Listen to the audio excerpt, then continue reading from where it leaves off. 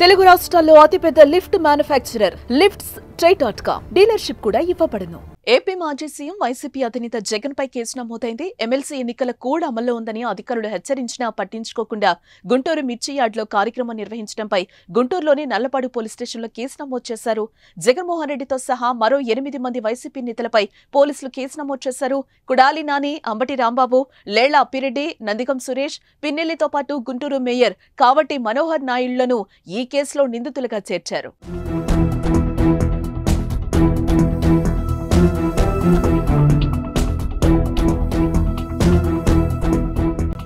గుంటూరు జిల్లాలో ప్రస్తుతం ఎమ్మెల్సీ ఎన్నికల కోడ్ అమల్లో ఉండగా జగన్ ఈసీ నుంచి అనుమతి తీసుకోకుండానే బుధవారం గుంటూరు మిర్చి యార్డ్లో పర్యటించారు. ఎన్నికల కోడ్తో పాటు పోలీస్ యాక్ట్ ప్రకారం విధించిన నిషేధ ఆజ్ఞల్ని ఉల్లంఘించారు. దీనిపై కేసు నమోదు చేయాలని గుంటూరు పశ్చిమ నియోజకవర్గ ఫ్లయింగ్ స్క్వాడ్ అధికారి సిహెచ్ శ్రీనివాస్ బుధవారం పోలీసులకు ఫిర్యాదు చేయగా కేసు నమోదైంది. జగన్ నేతలతో కలిసి గుంపుగా యార్డ్లోకి ప్రవేశించారని, యార్డ్ కార్యదర్శి అనుమతైనా తీసుకోలేదని ఫిర్యాదులో పేర్కొన్నారు.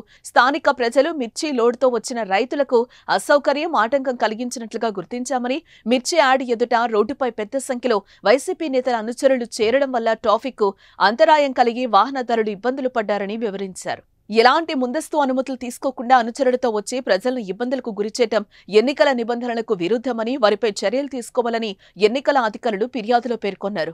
ఈ మేరకు నల్లపాడు పోలీసు మాజీ సీఎం జగన్ తో పాటు మరో 7 నేతలపై ఎన్నికల నిబంధనల ఉల్లంఘన కేసు నమోదు చేశారు.